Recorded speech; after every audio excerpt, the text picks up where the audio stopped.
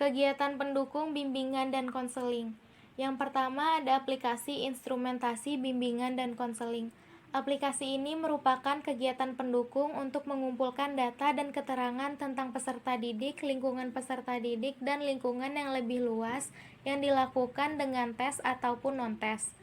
Aplikasi instrumentasi adalah upaya pengungkapan melalui pengukuran dengan memakai alat ukur atau instrumen tertentu. Fungsi utama bimbingan dan konseling yang diembankan oleh kegiatan penunjang aplikasi instrumentasi adalah fungsi pemahaman. Materi umum aplikasi instrumentasi yaitu berupa data dan keterangan yang dikumpulkan melalui aplikasi instrumentasi pada umumnya.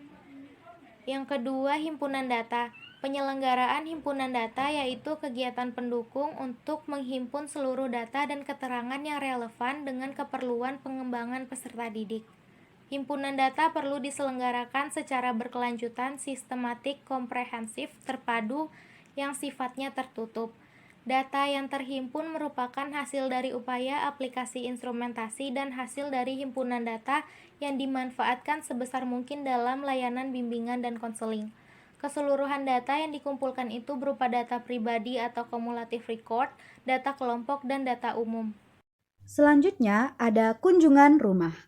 Kunjungan rumah adalah kegiatan pendukung dalam bimbingan konseling untuk memperoleh data, keterangan, kemudahan, dan komitmen bagi keterentaskannya permasalahan peserta didik melalui kunjungan langsung ke rumahnya. Kegiatan ini memerlukan kerjasama yang penuh dari orang tua dan anggota keluarga lainnya. Penanganan permasalahan peserta didik seringkali memerlukan pemahaman yang lebih jauh tentang suasana rumah atau bahkan kondisi keluarga peserta didik. Adapun tujuan utama kegiatan kunjungan rumah dan pemanggilan orang tua ke sekolah ini adalah untuk memperoleh data tambahan tentang permasalahan peserta didik, khususnya yang bersangkutan dengan keadaan rumah dan orang tua. Tujuan lainnya adalah untuk menyampaikan kepada orang tua tentang permasalahan anaknya dan membangun komitmen terhadap orang tua tentang penanganan masalah anaknya.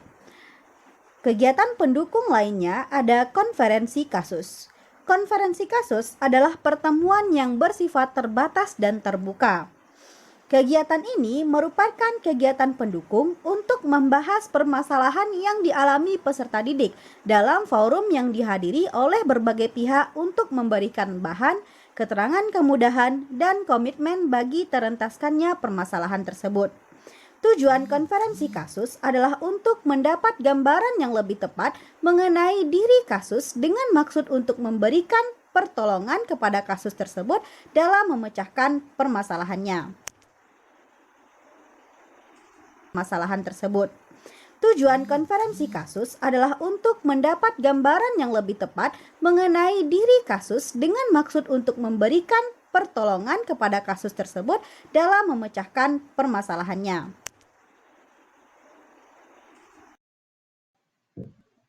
Tampilan kepustakaan.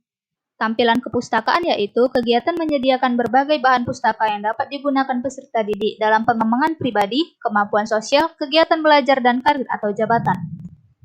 Kegiatan pendukung tampilan kepustakaan membantu peserta didik dalam memperkaya dan memperkuat diri berkenaan dengan permasalahan yang dialami dan dibahas bersama konselor pada khususnya dan dalam pengembangan diri pada umumnya.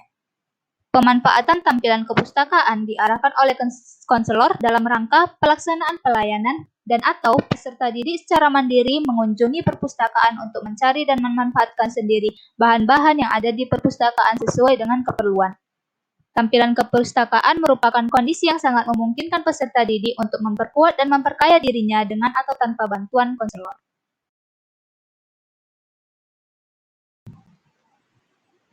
Alih tangan kasus.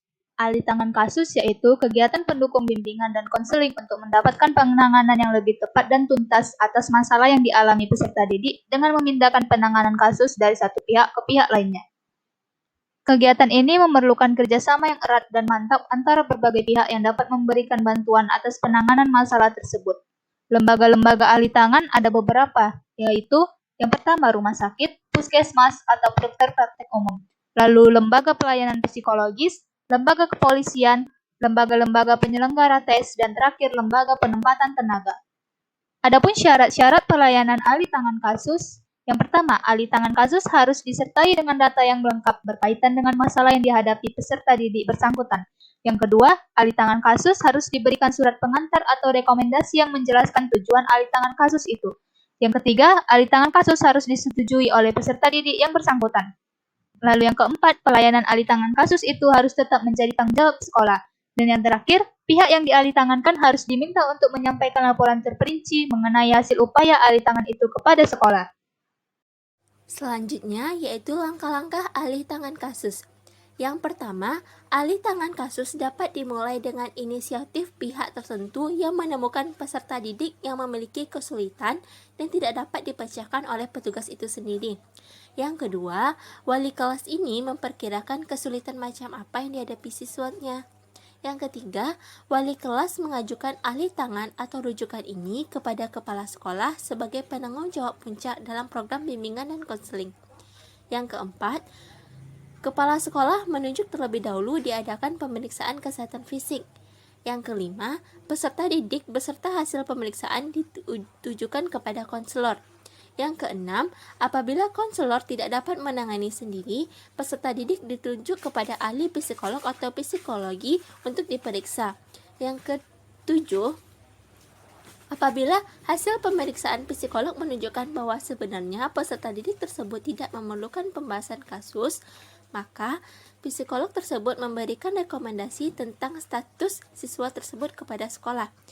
Yang kedelapan, apabila hasil pemeriksaan itu ternyata peserta didik tersebut tidak memerlukan pembahasan kasus, tetapi membutuhkan pelayanan testing, maka siswa tersebut dialih tangankan kepada lembaga penyelenggara tes yang dilengkapi dengan data dari wawancara dengan orang tua dan pihak lain yang dibutuhkan.